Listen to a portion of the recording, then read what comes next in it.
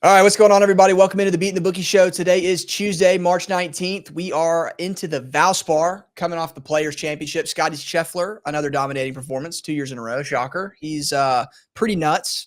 But now we move on to the Valspar, a little bit less of a hyped-up tournament, I guess you could say, but still going to be a fun one. So let's go ahead and dive on in. Where are they playing? Copperhead Club down there. It's going to be a fun one. Yeah, in the Tampa area, Palm Harbor, the Innisbrook Resort. I just want to say I'm happy that we finally cashed Scotty Scheffler. I had a feeling he was going to win again last week. That's why we did 2 units on him to win. When he was down, what was it, 9 strokes he was down on Saturday? Yeah. I had a feeling he would make a run, but that's quite the far way to have to gain on somebody. But Xander Schauffele, give credit to him in typical Xander Schauffele fashion. He found a way to blow the lead, and as predicted, Rory was a total no-show on the weekend, and our max play cashed by like 11 strokes on Scheffler over Rory. So very nice weekend for us. Definitely a fun one, sweating out the max for less than a day. I mean, it was awesome. Definitely a great win there. I sweated out for Rory's front 9 basically, and then he fell apart after that. So it was a very nice 5 water balls from him. So it was a drama-filled day. The broadcast was, we're getting a little bit of an insight into what was going on out there on the course. That was fun on Thursday. Yeah, it was. And they, the PGA did a really, I give the PGA a lot of crap, but they really did a very good job with the coverage this week. Limited commercials. I honestly, I can't even remember one commercial, to be honest. They didn't do any of those playing through commercials. The TV coverage was awesome. So, I appreciate the PGA finally giving the people what they want, and hopefully they do that more going forward. So steps in the right direction. Yeah, right. Hopefully it continues that way. We want that greater trajectory for sure. Yeah. And hey, close to the Masters, which is the best watching experience of them also. We are. Unfortunately for the rest of the PGA, Scotty Scheffler decided to take the week off. So he won't be winning this week's tournament. No surprise here. Xander Schauffele is the nuts favorite. I think he's down to he's plus 700 to win this event. A guy who can't close the tournament to save his life, down to 7-1. No, thank you there for me. But yeah, 7-1 is ridiculous for him. I mean, I don't like that at all. Not especially for a guy who can't close. And his best, Xander's best finish here in the last 5 years was 12th place in 2022. He hasn't really played this course much, But one guy that I do love here is Sam Burns. Sam was playing some good golf last week up to the 14th hole on the final day. I think we had him to beat Jason Day in a tournament matchup. He was 4 strokes ahead of Jason Day going to the 14th, and he had 3 double bogeys to close it out. So his 45th finish last week kind of got skewed a little bit by his last 4 holes. But Sam Burns, his track record here, unbelievable. 6th place last year. He won it back-to-back in 22 and 21. He got 30th in 2019, and he got 12th in 2018. So his track record here is amazing, and I'm looking forward to backing Sam for this week. I think that Sam Burns minus 125 for a top 20 finish. I think that's a great bet right there, and I'm looking forward to that. So that's going to be an exciting week of golf. We got a lot of golfers. I mean, it's a pretty good field. You got guys like JT and Jordan Spieth who they probably wouldn't be playing this tournament in normal circumstances, but since they did so poorly at the Players, both missing the cut, they are both here. And Justin Thomas, he got 10th place last year, 3rd in 2022, 13th in 2021, and Jordan Spieth got 3rd place last year. But they're coming in playing some essentially terrible golf, both of them. So they're both definitely no bets for me. And then, down below them, we got Brian Harman at 20-1. It doesn't really, pretty good odds for Brian Harman. He's plus 115 for a top 20. Brian's coming in off a second place finish at the Players Championship, 12th place at the API. He did miss the cut here last year.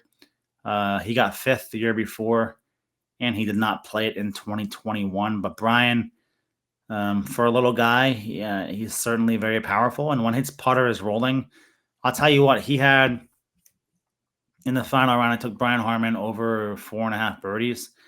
And his first 4 holes, he missed 3 easy birdie putts. I mean, not easy birdie putts, but from 14 feet or less, which he usually makes. So Brian Harman could have easily been the Players Champion, and he had a chance at the end also to win it and send it to a playoff against Scotty. So yeah, Brian Harman, he is playing some good golf, but below that we've got the usual suspects. Cam Young, who has all the talent in the world, but he just can't put it together for 4 rounds. So frustrating. It is, because he played his best golf a year and a half ago, and he's seems like he's far away from that. And then beyond Cam, we've got Sung J M, who he's almost non-existent anymore. He's a non-factor to win any of these tournaments, really. Sung J, he got 31st at the Players, 18th at the API, missed the cut at the Cognizant, 44th at the Genesis. His best place finish at this tournament was 4th place in 2019. He hasn't played it the last 2 years. We're seeing a... Go ahead. I mean, he was stroking it out there. He was at the top of his game at that point.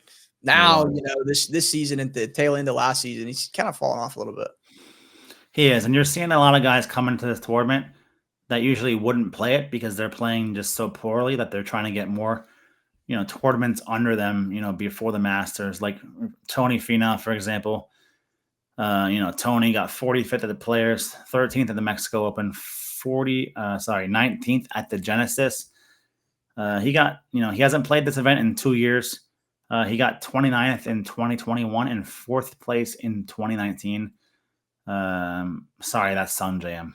Tony hasn't played this event in 4 years. He last played it in 2018. Actually, so he hasn't played this event in, obviously there's no 2020 because of COVID, but he hasn't played this event in 5 golf years. So Tony's probably coming in here because he's playing poorly, and he wants to get his game in gear for the Masters. Below him, we've got Minwoo Lee, plus 3,000. He has flashes where he plays really well. Like at the Masters, he had a couple great rounds, and he kind of fell off on the weekend. He's got 54th at the Players, 44th at the API, 2nd at the Cognizant. He's never played this event. So if he's never played this event, I think the course can be a little tricky. So I'm laying off Minwoo on the card this week. He's been on my card the last 2 weeks, but not having played in the course before, even though he's had somewhat of a mediocre season this year.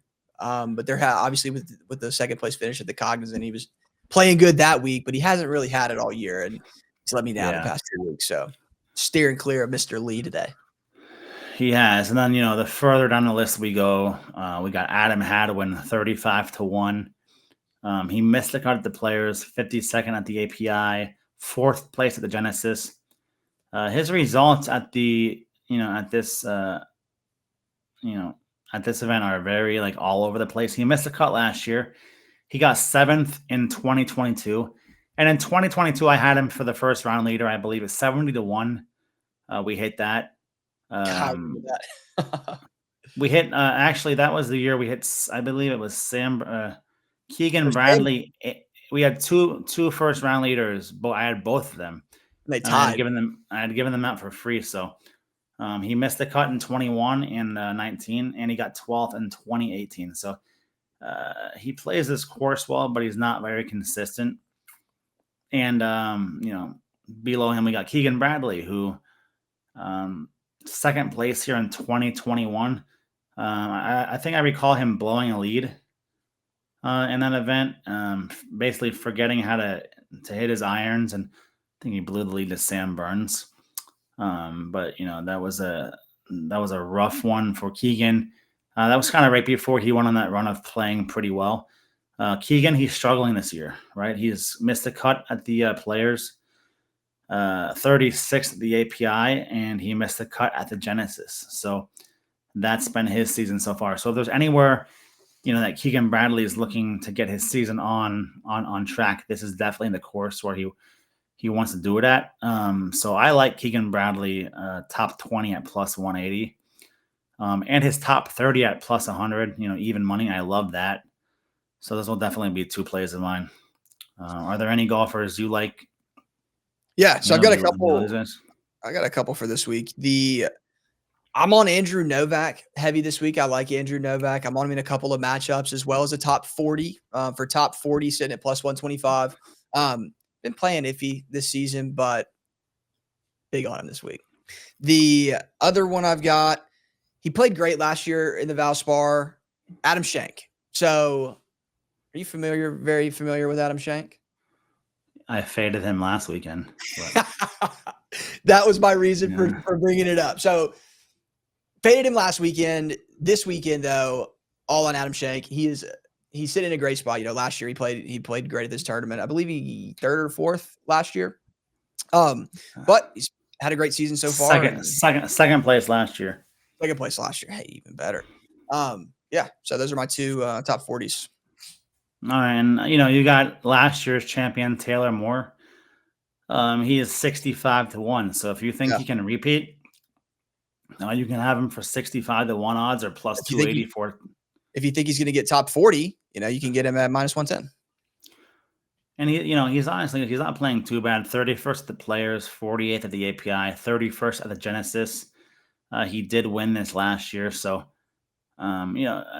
in my experience, this course, the Valspar play is very, it's a very, guys who play here in years prior, they play pretty well here every year. So, like past winners have had success here. Like I said, Sam Burns won back-to-back here. He seems to always play pretty consistent here. So Taylor Moore at 65-1. You could probably find better odds than that at another book. These are DraftKings odds, but definitely worth a flyer because, like I said, this is a course where we have seen champions go back-to-back. So if you believe in back-to-back champions, Taylor Moore is your guy coming into this event. But below that, I mean, this could be. This is not like the Players. We could see a guy win here who's like reverting back to those lesser names, right, that we've seen to start the PGA season, right? So I would not be surprised if a guy, 65-1 like a Taylor Moore or like a 60-1 like Adam Schenk, if one of those guys just got hot and rolled it pretty well. One guy that I do like who's playing some very, very good golf, probably the best golf of his career so far coming in. Maverick McNeely, 55-1. He's plus 250 for a top 20. He's 13th off the tee this season. He's first place in the PGA in strokes gained around the green, and 19th in putting. So he's having a very, very good year. He got 9th place at the Players, 41st at the Cognizant, 13th at the Mexico Open. He got 36th place here last year. So I definitely will be playing Maverick McNeely plus 250 for a top 20.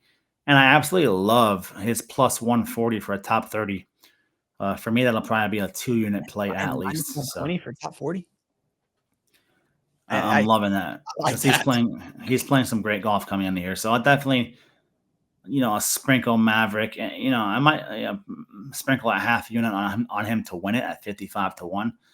I definitely think that he's playing much better golf than a lot of guys who are in front of him, like Bo Hostler, Aaron Rai, who I played Aaron Rai in the first round last week. Saw a lot of people on Aaron Rai, and he's just total buns. You can't trust a guy who wears 2 gloves. No, you can't. On the fairway, you're wearing 2 gloves to hit your irons. Never again. Aaron Rai cost me a matchup parlay last week, so never going to forgive him. I hope he gets last place with Justin Thomas. So that's where I am right there. But there's a lot of value this week, and yeah, this could be the week where we go back to one of those long shot winners. So I'm looking forward to it. Yep, definitely looking forward to it on this side of the screen as well. Last week what was the total unit profit last week? I think we made 21 units. Absolutely beautiful. Absolutely beautiful. I'm looking for a repeat of that. No Scotty in the mix this week, though, so we don't have that lock in the winner circle. But, we're going to find him. I'm excited. The course is going to be beautiful on TV. I've already been seeing some clips coming out of it. So, going to be a good week, man. Got anything else? It's always a nice tournament. I mean, it's a nice club, and it's kind of like a farewell to Florida.